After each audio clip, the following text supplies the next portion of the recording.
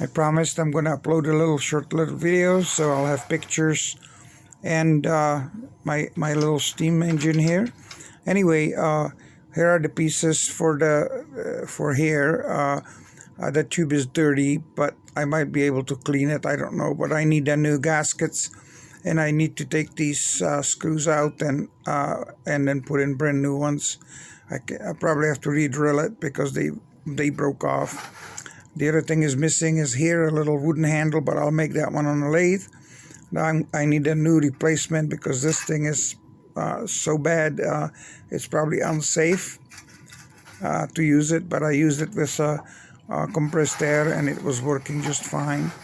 There is no door in the back in here. Somebody asked about that. Otherwise than that, it's in pretty good shape. The firebox has the usual tray, and the whistle works. I just have to tighten it because it's a little loose. Otherwise than that, that's all I'm going to be able to show you, and that's all I have for the tag. There is no model number or made in Germany or anything. So, but it looks beautiful, even the way it shows that there's some quite a few years since 1955 or 54, I'm sorry. So there it is.